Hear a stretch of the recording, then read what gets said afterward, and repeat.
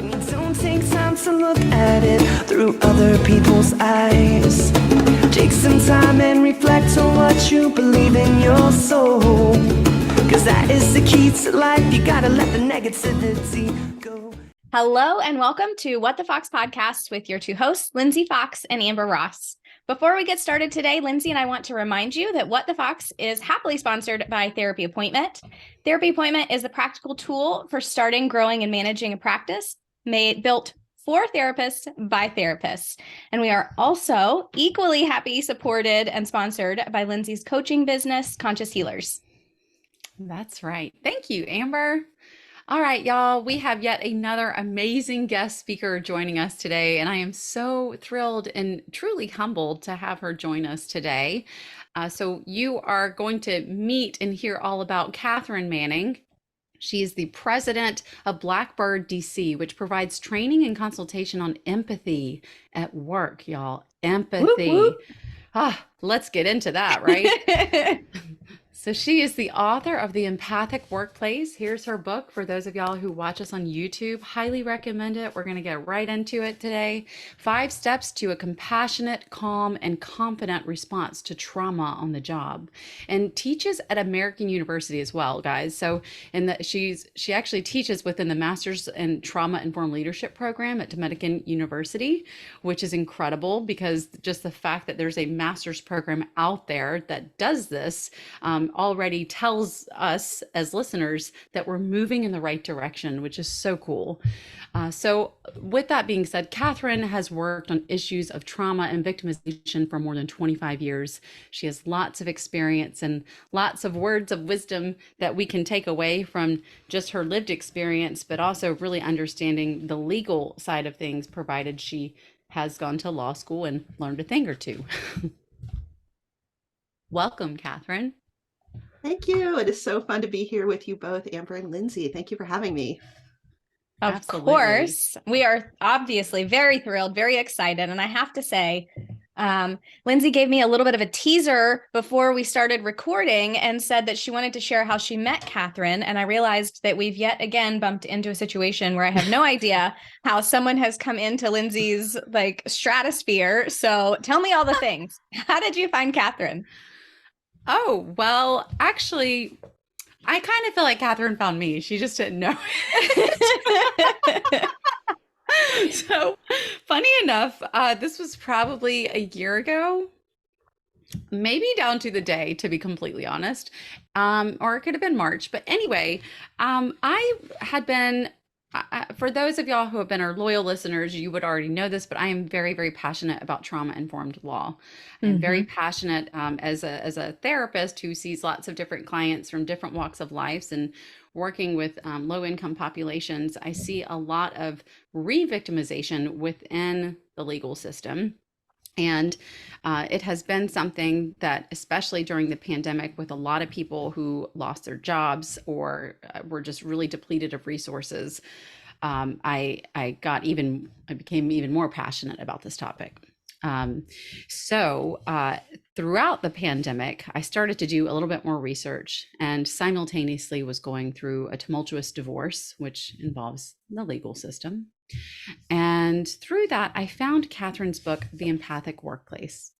And this was already, while I was kind of toying in my mind, I'd love to do some type of program or figure out a way where I can connect with attorneys and supporting them with becoming more trauma informed on how to advocate for their clients.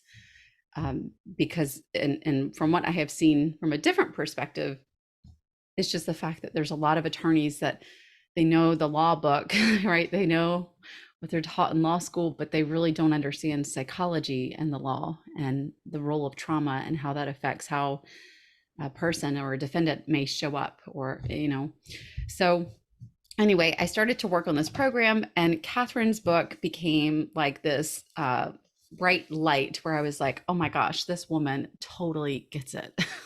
I love that. She totally gets it. You guys, she gets it. And she's here with us now, holy full circle moment.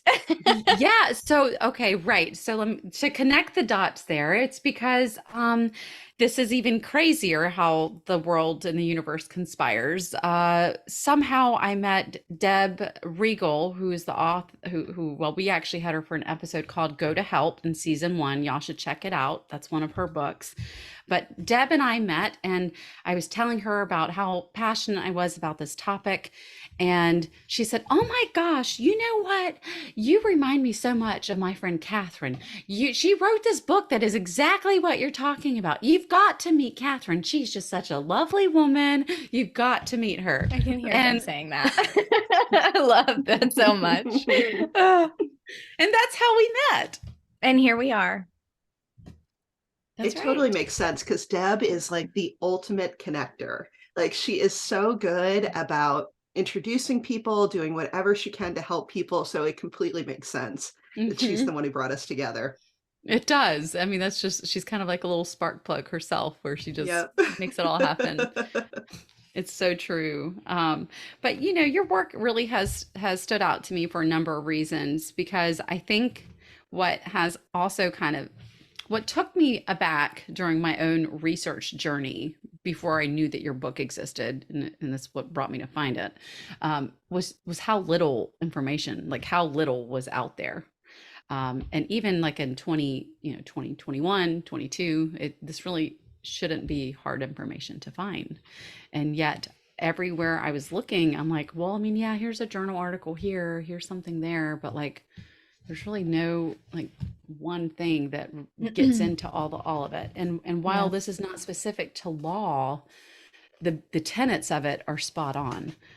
Um, and so I kind of wonder, like, where did your inspiration come from in the first place for you to even go in this direction and to even care about empathy in the workplace as someone who got a law degree? Well, I mean, I should say, honestly, why I went to law school was because of seeing what you saw as well, right? So when I was in college, I was working as a volunteer on the hotline at the local domestic violence shelter. And what I saw, there was one client in particular who I worked with repeatedly on the hotline who went through just a horrific experience with the legal system. And it's very common in cases of intimate partner violence where the abuser comes in and looks completely put together and reasonable and smart and calm and like, and the person who's been through the abuse is, couch surfing, Yeah. has very little money, is nervous about saying where they live. And the abuser uses that in the system and says, oh, well, she's got mental health issues. You can't really count Mhm. on her. She's addicted to Mm. drugs. And therefore, like, I should get full custody. Yeah. And it becomes another way that abusers are able to perpetrate abuse is through the legal system. Yeah. And it was seeing that play out in some of the calls and the people that I was working with that really pushed me to go to law school. So this Wow. idea of a trauma-informed legal system or trauma-informed care was really kind of at the very foundation of my career. Ultimately, after law school, I went to the Justice Department, and while I was there, I was the senior attorney advisor for victims' rights. And what that meant is I would do training and policy and consultation on how the department worked with crime victims in just a wide array of cases, anything fraud, terrorism, human trafficking, everything that kind of came down the pike. And one of the things that I saw, DOJ is very siloed. Like the Yeah. fraud prosecutors will be like, oh, well, you don't understand. Like our victims are different than everybody else's. Yeah. And I was like the one who saw all of them. I was like, you guys, these are not Like, different. yeah. Like We're all everybody still needs, human. yeah, and everybody kind of Imagine needs that. the same things. Yeah, everybody Yeah. needs to be heard and acknowledged. Everybody needs referrals to resources. Doesn't matter what you're a victim of. And then I began to realize that it wasn't just the victims in our cases who needed those things, that it was Mm-mm. my colleagues too. If I had a Mm. colleague who, I had one whose father was dying, or another who was dealing with a pretty kind of abusive boss, right? And I realized these same skills that I'd used on the hotline way back, 20 years earlier, Yeah. I was using in these conversations in the office too. And I just started to realize that the lessons that I had learned through the criminal legal system with regard to how to support victims had a much broader application. And it was really when Me Too happened that that kind of coalesced for me, I would say, Mm. because I felt on the one hand, I was thrilled about Me Too because I thought these are issues I've been thinking about and caring about for so long. And I'm Yeah. so glad that people are talking about them. But also, in some ways, I got to admit, I was kind of angry about it. I was frustrated with the way that it played out because I feel like Me Too put so much on survivors. Like, you have to Mm. share your story. Everybody needs to hear your story. I had Yeah. friends texting me, like, "I never told anybody this. Is it my responsibility to like Yeah. tell the world?" Or I'm like letting down the side. I'm like, no, you do not owe your story to anybody. And Yeah. I got really frustrated about that. And I thought, you know, Me Too is really great about kind of opening up this perspective that there is a lot more trauma and victimization than people realized, but not, it's totally missing the other side of the equation, which is when somebody does open up to you, you have a Yeah. responsibility to listen and be supportive in a certain way. And I just felt like that was really not there. And I also, because I had been working with a lot of lawyers, as you've been talking about, Lindsay, they're not always like the most intuitive about how to be supportive. No. Yeah. And so one of the things that I had been developing over the years was just like giving people language. A lot of what they Mm. needed was just like, I would get a phone call from somebody. It was so funny. It could be this like really scary gang prosecutor, right? Like they are prosecuting these like terrifying people and they're Yeah. so brave. And then they would call me and say, "Hey, so you know, you told me that it was up to me whether or not to offer a plea, and it wasn't up to the victim." And I'd say, "Well, yeah, you know, that's right. It is your decision to make." And he'd be like, "Well, so I did offer a plea, and now the victim's really mad. Will you call him for me?" Oh, No, I'm wow. not going to call him for you, but I will talk to you about how to talk to him about it. There was this fear of emotion, you know, somebody's going to Yeah. yell, somebody's going to Yeah. cry, and then what's going to happen? And so a lot Yeah. of what I did was just like, hey, here's how to listen, here's how to acknowledge, like just Mhm. trying to give people some basic, like, I think of it as like mental health, like 101, or like the CPR skills, just like, let's get you through Yes. this conversation Yeah. in a way that doesn't make it worse and hopefully makes it better. Absolutely. Just basic attending skills of Mhm. showing empathy, which, I know I might say that and it sounds like, to me it's basic. Yeah, sure, okay, but I get that it's part of my job, but also Mhm. it's like I also realize like yes, in the legal system you're so hardwired to think in a certain kind of a way, and you kind of have to have a little bit of an ego and that shark mindset associated with it too, to like go get him, tiger. But then when you remember it is a person on the other side, these are real humans and with real Mhm. families and real emotions and real ripple effects, it changes how you realize like, wow, I should approach this a lot differently, but I don't know how. When Yeah, and honestly, I would say, like, you specifically are talking about the legal system and types of people and types of personalities, but it extends so far out of just that job description. In regular business, I see day in and day out the tendency for folks to forget the human aspect of a conversation and forget that we are dealing with real people. Like, yes, we have a job to do. Yes, it is an important job to do. We have to get the things done. Mhm.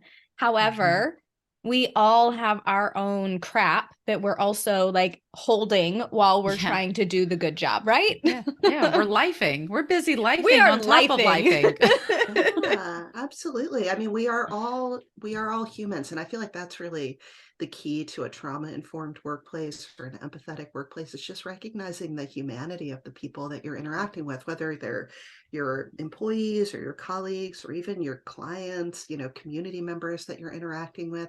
Just recognize that we're all humans, and thank goodness, because we want humans doing this work, right? Yes. Yes. Right. We do not need AI taking over this job. Right. And Absolutely. And it's so funny that there was another guest speaker that we had come on, Dr. Alicia Moreland at Capuya, Dr. AMC, who referenced your Harvard Business Review article in the episode. And there's something, whenever I went to her trauma-informed systems change workshop that they do over at Harvard, one of her basic attending skills, if you will, that she was talking about within the workplace was when writing an email, start by saying, "Hi, so and so. I hope you are well." And then go to the next paragraph and say whatever it is that you need or want to ask or whatever it is. And I thought, wow, what a simple little change in how you typically approach an email, but especially in a corporation or even an academic setting, like everything's just so quick, fast paced, hurry, hurry, but just saying, "Hi, I hope you are well." Right. Like, I You know? see you, you exist, your feelings matter. Holy crap. I mean, it takes 3 seconds, but it does. I can tell you, having been on the receiving end of emails that did not include that, it sets you off a little bit to say, okay, like, I understand you need something, but like, I'm not just the easy button that you press when you need information, right? Like, you Yeah. could talk to me like a person too. Yeah. And I think this leads to a cool part of the conversation that I would like to learn from you, Katharine. Other areas like that where we can be more empathetic in our work life, where we can grab simple tools to make it a more empathetic workplace. Do you have like maybe 1 or 2 that you'd be willing to talk with us through? Sure, absolutely. I've been really inspired by some of the work that I've seen different companies and organizations implementing on this front. So, one of the things that I think is good is if you can have some sort of common language on your team or in your workplace that makes it a simple way to check in on how you're feeling that day. So it doesn't Mm. have to be, hey, I need to like make a big deal of the fact that I'm struggling right now. You just have easy language around it. So some places will do like at the beginning of staff meeting, they check in and everybody says like, I'm a red, yellow, or green today, or That's what I'm I above the do. line. Oh, you do? Good. Yeah, Yeah. the zones of regulation is what we call it. It's a Yeah, school I love that. thing. Yeah. And Brene Brown has from waiting table. She was a waitress for many years. I lasted 2 weeks at that job. I was awful at it. It's hard. But It she is said hard they work. would. It is so hard. She said that they called it in the weeds. Like if you're in the weeds, it means you're Yeah. completely overwhelmed. And then they had one that was. And if somebody says I'm in the weeds, then the response is, how can I help? And then you take Right. things off their plate. The other expression, though, was I'm blown. And that means I am so overwhelmed that I can't even tell you what has to be done. And that Yeah. was the sign the supervisor comes in, just takes over, assigns everything else. And the person who kind of got to that point has to go sit in the freezer for 10 minutes. I remember That her great? talking about that, and I loved hearing about it because it was so relatable. I used to work in hotel management before a number of other lifetimes of careers. But I used to work in like operations and stuff and doing front and back of the house operations in hotels, especially like 5-star properties where it's like very stressful, a lot of like high level people coming to visit and all that. And we kind of had our own language as well whenever it was like I just like it, there's a fire, I can't breathe, I just need to take a step back. Where we all kind of understood like you got to pitch in and work together. But I agree, like identifying the language to go with that is tremendous because then people actually know what to say and how to use it. Yeah, absolutely. And there's a company I've been working with a lot over the last few months called Ketchum. They're a communications firm. And one of the things that they do is they have twice annual employee conversations. It's kind of like a performance review, but they don't call it that. It's like a career conversation. And they have scripts for the manager where it's you don't have to read every question, but they have prompts for them to. Here is a Mm, specific question on well-being to ask. Here is a specific question around, are good. you getting the kind of support that you need?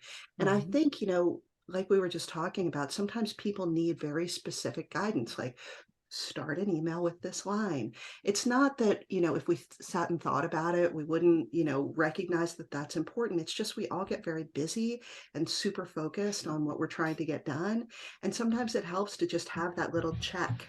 Another one is making sure that you're checking in on your people at least once a week. And I recommend having a list that you go through, even if there's only 3 of them, because it's not that you can't keep track of 3 people, but the reality is we all gravitate more towards some people than others. And the Mhm. list keeps you honest, because if Yeah. you've gotten to Thursday and you've checked in on 2 of them like 4 times and the other one you haven't spoken to at all, that's just a little nudge for you. Remember, we got to check in on this person too, and maybe we need to shift our priorities a little bit to focus on them Mm. more. I agree. And I think the idea that we gravitate to some people more, also, some people are more outspoken about their needs. Some people, the squeaky wheel gets the oil, right? And I think so often in my personal experience, I try extremely hard to be the quietest wheel on the cart. Like, I want to have everything working. So in many cases, everybody's like, "Oh, Amber's got it. She's fine. Like, she's good. She hasn't said anything." And then I get into a situation where I am blown and I don't have the words or the capacity to tell anybody how they can help me.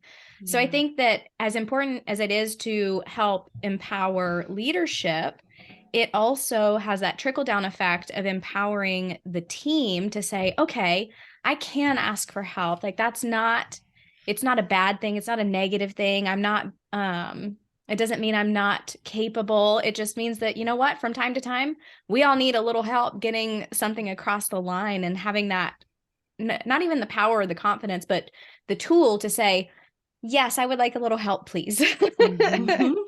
Absolutely. And it affects everything. It affects individual well-being, it affects team cohesion and Hmm. trust of one another, Yes. and ultimately it affects the kind of output, right? If you know that it's okay to get help rather than just kind of forcing yourself through when you're tired or feel like you don't know what you're doing and are you doing this correctly, your product is never going to be as good as Mm, if you have the ability to say, I could use a hand here. yeah, Right. absolutely. It's amazing what the power of safety can do for someone, Mhm.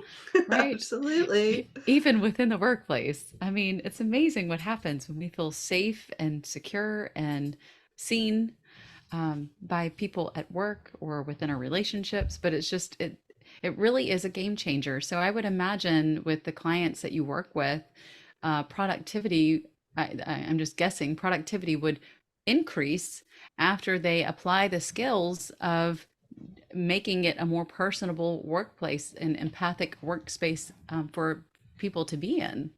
Yeah, not only that, but turnover goes down, absenteeism goes down. I mean, there's a whole lot of really wonderful positive effects that come once you shift toward more trust and psychological safety.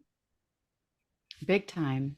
I'm just curious, like, is there anything that has sort of, with everything that you have seen and everything that you have heard, I understand that it can kind of become easy to get desensitized to hearing some of these stories or some of these experiences where it's like, oh, okay, like I've seen this play out before type of thing. But is there anything that kind of still strikes you as like, wow, I like this is a thing that people are really still struggling with, or like there's still a heavy need for this thing to be taught or to be shared among society today. Do you mean a specific, like a skill that an employee would need to have to support another, or do you mean like a societal ill that people are facing? It could be either or, whatever you might have an answer to or feel comfortable Yeah. talking about. I mean, honestly, the thing that I feel like I am constantly talking about, I guess there's 2 of them, but they're pretty related. One is don't problem solve. Like it is so instinctive for so many people, and I feel like it is in particular people who are more senior in your career, like in their careers, the way you get more senior is by being really good at solving problems. And we start to derive our sense of self-worth from that. And it becomes very, very difficult for people to kind of train themselves out of that. I was talking with a guy recently who's the head of IT at a big company, and he said he had a team member, one of his employees came to him and said, I need you to know that I'm experiencing a severe depression right now, and in fact I am suicidal. And he said, I had no idea what to do, and I instantly went into problem solving, like, well, Mhm. are you working out enough? Like, Like, and yeah. it's so it doesn't make it better. Let's just say that, Yeah. right? And Yeah. really can make it worse. And but it is so common. I just see it Mhm. again and again and again. And I've had people come up to me just this week after a training and say, like, the thing I struggle with the most is I just want to fix it. Like, Yep. you start telling me and I'm jumping in with here's the answer. Yeah. And then relatedly, boundary setting is the thing that people are really struggling with. And I say related because I think it's if you have better boundaries, you are less likely to jump in with the solution. Exactly. Exactly. It Yeah. does. It goes hand in hand. It really Hmm. does go hand in hand. Thank you for highlighting those two things because I think those are relatable for every person, regardless if you are even working or not, is the fact that they're, usually that urge to fix and to control is because we're feeling a sense of discomfort. We're feeling like, I don't really know how I feel about the situation. So let me just try to micromanage it or attack it real fast. Yes, absolutely. Like, this feels very uncomfortable. I don't know what to say. So let's shift it over to more comfortable ground. I'm happy to talk about working out, you know? Yes. We can't talk about feelings. We can talk about the gym. That's right. And Yes. it's so true. And even as therapist, I mean, this is the kind of stuff that I've certainly been present with trainings on and have talked among other therapists is that it's really hard for therapists to assess for suicide. I Mm. know that this sounds really bizarre and wild, but even for a therapist, it can feel really, really challenging to ask someone if they are thinking about suicide or having suicidal thoughts because it can feel so uncomfortable. And that's like the human part of being a clinician that I feel like no one ever talks about. Like Right. there's so many different facets of our lived experience that no one ever talks about, where there's a great deal of empathy needed within our own workspaces as well. Yeah, gosh, it's such a good point. I think there are a number of those really difficult questions that people are so loath to ask, but it is so important to ask it. I Yes. was just, I'm working right now with a university that wants to do a program on food insecurity among the student body. Wow. And part of it, like, so sure, if a student comes to you and says, I am hungry, let's make sure that you have the right response. But how do we help the faculty and staff to feel comfortable saying to a student, I've Mm. noticed that Mm. you are struggling to stay awake or that you're, kind of zoning out. Is everything okay? Do you have enough to eat? Yeah. Like, can Mhm. we get to the place where we feel comfortable enough asking that without any, you know, like the discomfort will come out, right? If you feel Of it. So we course. Yes. have to help Of you get to a course. place where you feel confident enough that this is really an okay question to ask. Absolutely. It is so important and what an important issue too for them to be tackling. Yeah, I'm thrilled that they're talking about it. Yes, we actually had Dr. Marianne LaGreco, who was a TEDx speaker. She is really well known in the food insecurity space. She's over at UNC Greensboro, but if for whatever it's worth, she'd be an amazing contact for That's you or your great. client that I'd be more than happy to connect y'all with. But we did an episode with her gosh, like maybe the very beginning of the podcast, probably like Yes. episode 6 or 7 or something. But they did tremendous work around food insecurity and looking at food deserts, and there was a few of them that worked together around that. But it's so hard to talk about because you don't want to come off like you're offending someone by Mhm. saying, "Hey, I think that you are in need, is that right?" You don't want to Right. come off and sound really rude and offensive towards someone either. But my goodness, on the receiving end, if you really need that help, how amazing does it feel to know that someone cares and is looking out for you? Absolutely. And I think a lot of it is in so many areas, it's awareness. I mean, another talk I did earlier this week was for Sexual Assault Awareness Month. And sexual assault is another thing that is just this very taboo topic. And I think when we look at the numbers, I mean, it is so Yeah. common, right? There Yeah. are Yeah. so many survivors. And I tried to say to them, like, assume in every group that Yep. there's a survivor in your group. Right. I mean, it's so prevalent. And if we can just get to a place of understanding that it is, I don't want to say normalize. Of course, we don't want to normalize sexual assault, but, understanding that being a survivor is not a secret thing that we have to make sure that we don't ever address. Like, let's just Yes. make it okay that, like, talk about Sexual Assault Awareness Month, but also in other months of the year. Just like, That's Mhm. hey, right. I don't know if I just finished this great book or this movie that really shone a light on sexual assault. And I hope that you all know that there are these great resources that we have. If anybody needs them, or if you know anybody who might, please share them. Yeah. Right. It's something so simple, right? It's so simple, but it goes such a long way.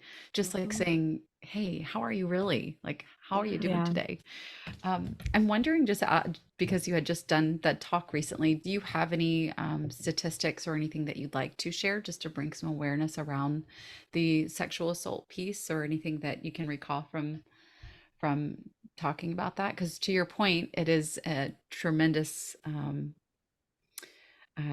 I want to say, like, a taboo topic at the dinner table, so to speak. We're not Yeah. talking about it in our homes. Or We around the just conference table, right? I mean, Yep. if you can't talk about it at home, where can you? Mm-hmm. Absolutely. Yeah. So the statistics that I shared earlier this week are this is from the CDC, that 1 in 4 women and 1 in 26 men have experienced rape or attempted rape. PTSD among rape survivors, they are estimating of somewhere between 50 and 90% of rape cases. Mhm. And then this was one that really stood out for people.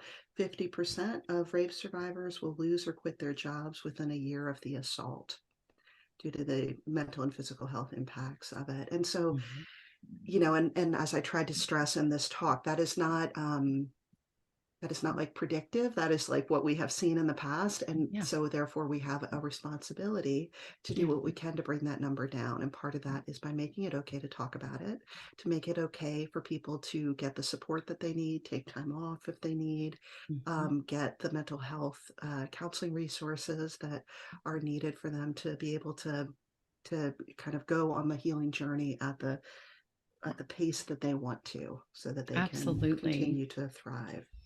Which, of course, opens up all those other conversations I wanted to get into, and I know we don't have time to, but around policy, right? I mean, Mm. so much of DC and politics, and the ripple effect of decisions that are made, where some of those resources are not always available to folks. So even the organizations that may then build the awareness, like, okay, this is a resource that is needed, and there are systemic barriers at play, you know. Yeah, absolutely. I mean, I've been talking with a number of organizations recently about how to get people to use the mental health resources more. I mean, I'm sure Mhm. you've seen some of these statistics that It's organizations will have, yeah, an EAP, and it's like a tiny little fraction of people will ever use it. it's alarming. I mean, there's so many things. It's so alarming on so many different levels, and without going into a whole full-fledged rant about this, I will say, like, even in North Carolina, this is like something I've definitely been on my soapbox about, because I'm permanently relocating to North Carolina and would like to practice therapy in North Carolina, but this state does not offer licensing reciprocity. And so when I think about that, and I think about all the stuff on the news every single day about how this state is in a state of crisis and mental health flux, of like tons of kids are suffering. And I'm thinking, well, what about policy, guys? Are we going to look at Mm. how Right. come you've made it so incredibly challenging for transplants to come into the state and provide practice? So I'm actually in a support group for therapists who are transplants that are all living in North Carolina and providing care to people in other states because they Gosh. can't treat the people where they live. Wow. It just seems so short-sighted. I mean, It's after it's what we've just mind been blowing. through, as a nation. Right. Oh my gosh. That's what I mean. Like I'm being calm right now. I'm so proud of you. I'm keeping my blood pressure at a nice pace today. We're not messing up today.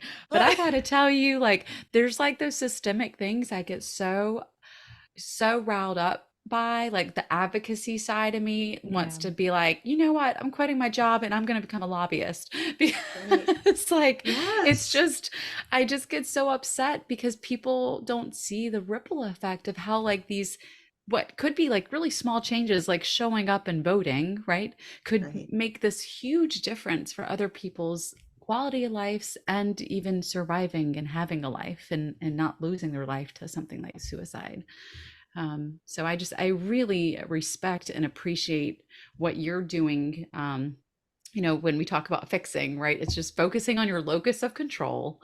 Mhm. And I love that you are focusing on your locus of control through education and consulting and working with companies. And, if you are still doing the work with the Justice Department, God bless and thank you.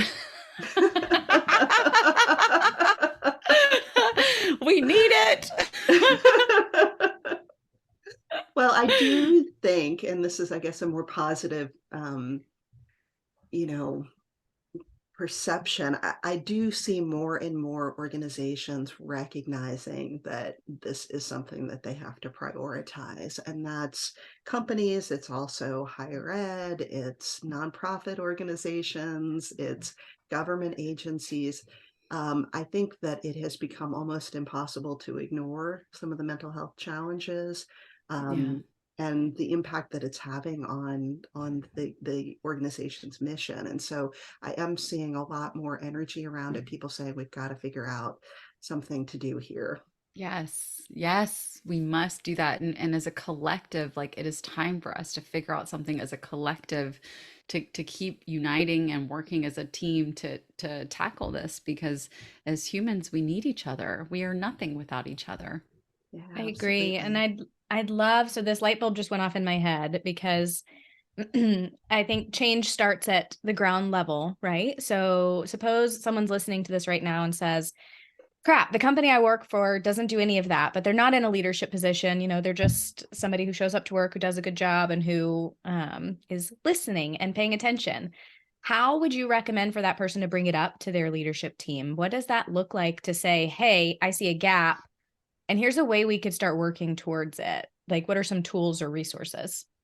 Yeah, I think it is helpful first to approach it with a goal of educating.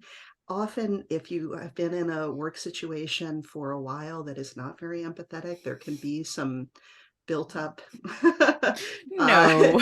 yeah, a little What? bit of frustration, perhaps. And I will tell you that if you come into it with a spirit of frustration, it will not, you won't be as effective as you Yep. might hope. So it helps, I think, sometimes to first engage your own empathy and recognize that the leadership may have had their own experiences that have been negative, maybe around empathy. There was an amazing study that let me just see, Business Solver did, where they found that 78% of CEOs lacked confidence in their empathy, and 76% worried that they'd be seen as weak if they expressed empathy at work. So it is, Wow. yeah, just something to be aware of that a lot of people, I mean, we talked earlier about how leaders just jump right to problem solving because that's Mhm. what they're used to. Yeah. So kind of understand that for them, they may have had a negative experience in the past, or they might be insecure about their own empathy. So try to approach Right. them with your own sense of empathy and a desire to help. Then I think it's helpful to introduce the topic, and there's a lot of great research out there. Gallup has a State of the Global Workforce report from last year, has tremendous information. There's some recent information about managers have a greater impact on mental health than doctors and therapists. Did you all see this? I I did believe not. that. Yeah. Yeah, I they mean, I said, yeah, believe it equal to spouses. The manager because has it's power. family. You're Yeah, with them all the time. True. yep. That makes sense. Absolutely. So I like to come armed with statistics because they need to hear the business case, but it's not hard to Yeah. make. Yeah. And then just start to share some tools with them, like this podcast. Send them this podcast and yeah, Yes. get them thinking about it. Share. There's a ton, the Harvard Business Review article that Lindsay mentioned earlier. It's called We Need Trauma-Informed Workplaces. You can just do a Google search and send that to them. Just look around for some resources that are out there that are just easy things to start to educate them. And then what I find helpful is specific guidance, right? Like, hey, did you know, Amber mentioned that it's really helpful if you start an email with like, Right. Yeah. hope you're Yeah. doing well. Give them very short, actionable, like, oh, it turns out teams have higher psychological safety if managers check in once a week. So give them actionable things. And then I gotta say, praise. I mean, I see this as a parent, and boy, it worked as a manager too. Like everybody wants to feel like they're doing a good job. So Yes. when you see them start to do it, call it out and say, hey, I noticed that at the beginning of staff meeting, you asked how everybody was feeling and you did a check-in. I thought that was great. And I felt like it really helped. So kind of call it out, and that can really help shift their own perception of themselves as empathetic leaders. Oh gosh, big time. I'm so glad that you touched on that stuff too, because another little thing that is kind of my own light bulb that's going off over here is rooted in a conversation I had with someone in intelligence the other day. And we were discussing how there is such a drastic shift across generations and the approach to handling situations as a whole. And obviously there's a lot of stuff in the news as to this huge intelligence leak that just took place, in terms of where loyalty lies and how, your average will say 18 to even 25-year-olds, in their mindset and what they're looking for.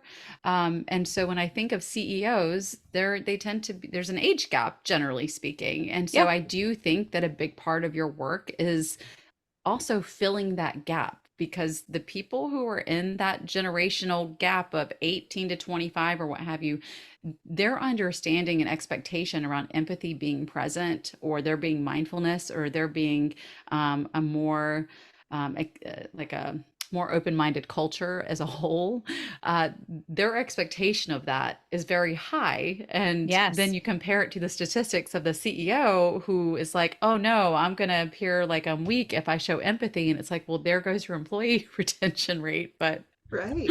I know. Well, and isn't that wonderful though, to think that that generation is asking for so much more from the workplace, because that's really the change is coming, Oh, and that's just it. It's like here. the other people have to, Totally. Right. It is here. And now there's a ton of people that have to keep up. So with that being said, Katharine, I'm so grateful that you came on to talk with us and share everything.